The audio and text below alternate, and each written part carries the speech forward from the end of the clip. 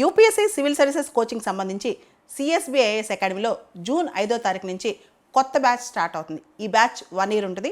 ఇది ఆన్లైన్లో ఆఫ్లైన్లో యాక్సెస్ చేయొచ్చు. పెహల్గామ్ టెర్రర్ అటాక్ సంబంధించి ప్రధాని మోడీ గారు ఈరోజు కొన్ని వ్యాఖ్యలు చేశారు. దేశ విభజన టైం అంటే మన పార్టీషన్ జరిగిన టైంలో మనం కాస్త జాగ్రత్తగా ఉంటే ఈ టెర్రర్ అటాక్స్ జరిగి ఉండేవి కాదని చెప్పి ఆయన వ్యాఖ్యానించారు.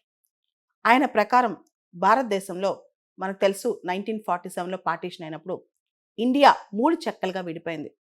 ఇప్పుడున్న బంగ్లాదేశ్ అంటే ఈస్ట్ పాకిస్తాన్ అప్పట్లో, తర్వాత వెస్ట్ పాకిస్తాన్ ఇప్పుడున్న పాకిస్తాన్, తర్వాత భారతదేశం. ఇదొక 3 చెక్కల్లాగా అయిపోయిందనమాట. అదంతా పాకిస్తాన్ అన్న అదొక ముక్క, ఇదొక ముక్క, ఈస్ట్ వైపు వెస్ట్ వైపు. సో ఈ పరిణామంలో ఇదంతా జరుగుతున్నప్పుడు సర్దార్ వల్లభాయ్ పటేల్ గారు చెప్పిన మాట ఉంటే ఈ రోజున ఇంత దారుణాలు జరిగేవి కాదు అని. ఆయన ఇండియన్ ఆర్మీని పిఓకే పాక్ ఆక్యుపైడ్ కాశ్మీర్ ఏదైతే ఇప్పుడు ఉందో పూర్తి స్థాయిలో ఆ ఆక్యుపేషన్ మొత్తం పాకిస్తాన్ తరిమేసేంత వరకు ఆయన వదలొద్దని చెప్పారు. కానీ మనం చాలా పీస్ఫుల్గా వెళ్ళాం కాబట్టే ఇది ఆగిపోయింది. పిఓకే వాళ్ళ చేతిలోకి వెళ్ళిపోయింది. కాబట్టి ఇప్పుడు ఈ పరిణామాలన్నీ మనం చూస్తామని చెప్పి కూడా మోడీ గారు చెప్పారు. సర్దార్ వల్లభాయ్ పటేల్ గారి మాట ఉంటే కనుక ఈ గతి మనకు పట్టేది కాదన్నట్లు ఆయన వ్యాఖ్యానించారు.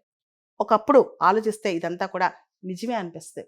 ఇక్కడ కొన్ని విషయాలు మనం గమనిస్తే నెహ్రూ గారు అప్పుడున్న ప్రధాని కాశ్మీరీ పండిట్, అప్పుడున్న deputy prime minister Sardar Patel iron man of India. ఆయన ఈ ప్రిన్స్లీ స్టేట్స్ అన్నిటిని కూడా భారతదేశంలో ఏకీకృతం చేయడంలో చాలా ప్రయత్నం చేశారనమాట.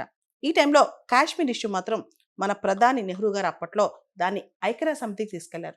అసలు ఒక సమస్యని మనం యుఎన్కి తీసుకెళ్తే చాలా గుడ్ ఫెయిత్తో మనం అంతర్జాతీయ చట్టాల ప్రకారం యుఎన్ ప్రకారం మనం దాన్ని సాల్వ్ చేసుకుందాం అనుకున్నాం. కానీ యుఎన్ మనకు పెద్దగా ఏం హెల్ప్ చేయలేదు. ఇన్ఫ్యాక్ట్ కొన్ని సందర్భాల్లో పాకిస్తాన్కే సపోర్ట్ చేస్తుంది. ఇంకో పక్క ఇంటర్నల్గా మనం హైదరాబాద్, జునాగఢ్ ఇలాంటి ప్రాంతాలను సర్దార్ పటేల్ మిలిటరీ యాక్షన్ తీసుకుని కొన్ని చోట్ల రిఫరెండం పెట్టి రకరకాలుగా మనం చూస్తే హైదరాబాద్లో ఆపరేషన్ పోలో పెట్టి ఇదంతా మొత్తం ఏకీకృతం చేశారు. కానీ కాశ్మీర్ సమస్య ఈ 75 సంవత్సరాల నుంచి అలానే ఉందంటే దానికి కారణం అప్పట్లోనే మనం చాలా స్ట్రిక్ట్గా ఉండి మిలిటరీ యాక్షన్ అంటే యుఎన్ పైన ఎవరిపైన ఆధారపడకుండా మిలిటరీ యాక్షన్లో మనం ముందు ఉంటే కనుక పిఓకే అసలు ఉండేదే కాదు, ఈ సమస్య ఉండేదే కాదు. మొత్తం జమ్మూ కాశ్మీర్ ఇండియాలో పూర్తి స్థాయిలో అంతర్గత భాగం, పాకిస్తాన్ హోప్ కూడా దొరికేది కాదనమాట. సర్దార్ పటేల్ మాట ఆ రోజు అంత స్ట్రిక్ట్ అంటే ఆయన అప్పట్లో చాలా ప్రాక్టికల్గా ఆలోచించేవాళ్ళు. మొదట్లో మన ఫారెన్ పాలసీ చాలా ఐడియలిస్టిక్గా ఉండేది. అంటే కొంచెం ఆశాజనకంగా, కొంచెం ఐడియలిస్టిక్గా ఉండేదన్నమాట. ముఖ్యంగా చైనా విషయంలో, పాకిస్తాన్ విషయంలో సర్దార్ పటేల్ మాట మనం పూర్తి స్థాయిలో తీసుకోలేదు. 1962లో చైనా భారత్ని అటాక్ చేసినప్పుడు అప్పుడు అందరికి సర్దార్ పటేల్ గుర్తొచ్చారు. అప్పటికి ఆయన చనిపోయారు, కానీ అప్పటికి ఆయన అందరు గుర్తొచ్చారనమాట. చైనాని నమ్మొద్దని చెప్పి సర్దార్ పటేల్ ఓపెన్గా నెహ్రూ గారికి ఉత్తరం రాశారు. అదేవిధంగా సర్దార్ పటేల్ కనుక కాశ్మీర్ విషయంలో, జమ్మూ కాశ్మీర్ విషయంలో పూర్తి స్థాయిలో ఆయన స్టాండ్ ఉంటే కనుక పిఓకే మొత్తం అసలు ఉండేది కాదు.